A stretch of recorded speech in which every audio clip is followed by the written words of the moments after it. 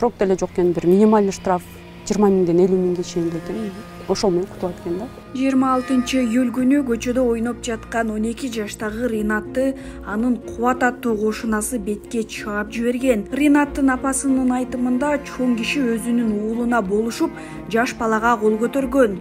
Ринат ошол жерде жыгылып калган. Ал эми Кубат аны карап койбостон үйүнө кирип кеткен. Эмне үчүн үйгө чуркап келбедиң десем, мен өзүм жоготпойдум апа, каерде отурганымды билбей калдым деп. Еще жерге жыгылып мындай эсин жоготуп кетип атканда бир 3-4 секундка да, по-моему, тартып тургузуптур, жыгылгандан кийин тартып тургузуп кармап бериптир баласына. Эми сен да урбал буну депчи. Дагы урсаң колуңду сындырам, бутуңду сындырам, атаң апаңга кошуп кол бутун сындырып кетем деп аябай коркуткан.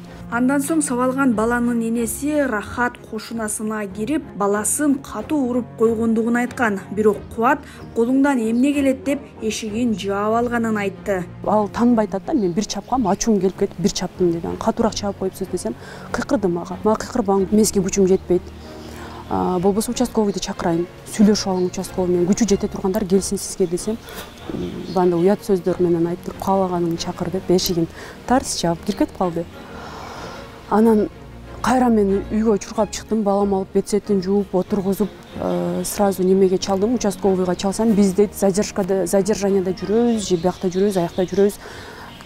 Азыр бара албайбыз дейт. Балам кийимдерин алмаштырып, беттерин урган жерлерин сүрөткө тартып, анан больницага алып кеттим. Ринаттын апасы окуядан кийин баласын мамлекеттик ооруканага алып барган, бирок ал жерде кулагын текшерүүчү аппарат жок болгондуктан жеке клиникага кайрылууга аргасыз болгон. Анда оорукананын дарыгерлери милицияга билдирүү жасоо керектигин айтышкан, бирок милиция чакырылганына карабай ооруканага келген эмес. Ошентип Рахат аргасыздан Сулаймантоо милиция бөлүмүнө барып, арыз жазууга туура келгенин билдирди. Мен эртеси экспертизадан өткөрдүм, баламды врачтарга барып көрүндүк.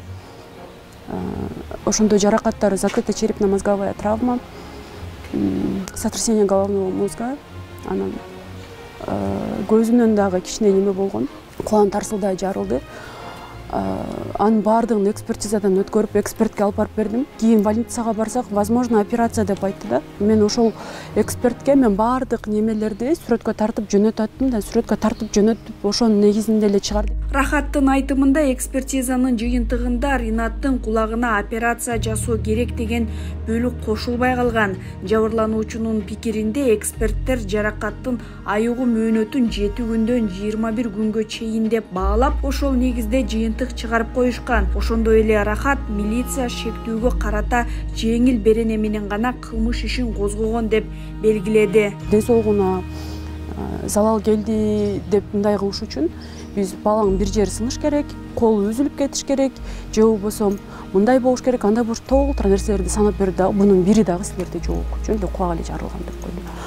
Анан ошону менен повторный экспертизага убакыт кетет дедим. Макул өтүп атканда 280 статья бейбаштык деген беренемен өткөрүп койгон да. Бул жерде билбейм, баланын ден соолугуна зыян келип атат, тем более жашы жете элек баланын ден соолугуна зыян келип атат. Эмне үчүн ал статья менен өткөрдүңүз десем, тергөөчү бул жерде коомдук жайда болгон, ошон үчүн деп ошентип эле түшүндүрүп койду. Рахат айым окуя тууралуу өзүнүн Instagram баракчасы аркылуу билдирүү жасап, коомчулуктан жардам сураган. Ал ошондой эле уулун сабаган кишинин сүрөтүн дагы жарыялаган. Биз ал киши менен байланышканыбызда ал окуя боюнча комментарий берүүдөн баш тартты. Мен бере албайм. Биринчиден азыр биздин сот ишибиз бүтө элек. Анан экинчиден Рахаттын мен бүгүн үстүнөн заявление жаздым. Себеби ал эмне үчүн базы сот бүтө элек соц тармактарга менин сүрөтүмдү жарыялап чыгарып койду. Ош шаардык сотунун маалыматына ылайык, алгачкы сот отуруму 17 сентябрга белгиленген. Бирок жабырлануучу тараптын жактоочусу иш материалдары менен таанышуу өтүнүчүн келтиргендиктен отурум 25 сентябрга жылдырылган. Жалпысынан сот иши 8 жолу жылган. Анын ичинен 6 жолку жылуусуна жабырлануучу тарап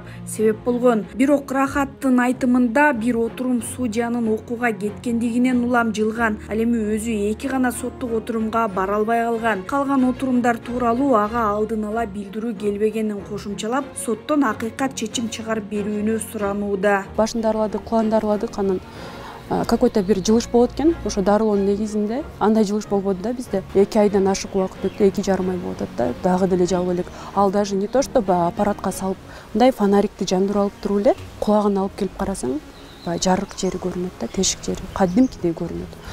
азыр баламдын кулагында шум бар, жакшы укпайт бир кулагы. Кондуктивная туго ухость деген бул карап көрсөм не лечится деп атат, только оперативное вмешательство. Ну, операция деле, билбейм, может 100% гарантия деле бербей калышы мүмкүн. Ошондой деп атат азыр врач. И биз экспертизаны кайра башынан жүргүзөлүк, комиссионный экспертиза дедик. Сот иштери жүрүп атат азыр, сот процесси болуп атат, бирок дагы деле мындай бир жыйынтык чыга элек да. Укук коргоочу Дарика Асылбекова Кыргызстанда акыркы кезде тилекке каршы мындай фактылар көбөйүп жатканын белгилеп, мыйзамда балдардын укуктары жетиштүү деңгээлде корголгонун айтты. Бирок мыйзамдарды ишке ашырууда көйгөйлөр бар экенин кошумчалады. Азыр эми териштирүү маселесине келгенде өтө узак териштирилип атат да. Тергөөчүлөр бош эмес. Эгер жыйынтык мыйзам чегинде болбой турган болсо, бул маселелер ушул боюнча кала берет, боло берет, кайталана берет. Баласын сабаган адам сотто жабырлануучулар андан акча өндүрүүнү көздөп жатканын айтып, сот процессинде кысым көрсөтүп жатканын билдирди. Сотко деле келип чуртаюу эле отуруп кетет. Адвокаты баш болуп, адвокат болсо сен кечирбей кетесиң дейсиң. Көрсөтмө берүүдөн баш тартып атат. Мен күнөөмдү толугу менен мойнума алып атам деп баш тартып атат. Бирок кече акыркы сотубузда чыгып кетип атканда артыман кыйкырып, эмне эле болуп атасың өзүңчө, балаң жашына эле жүрөт го. Эми кулагы ооруса бул жашына эле басып жүрөр экен да, кулагы ооруп атканы менчи.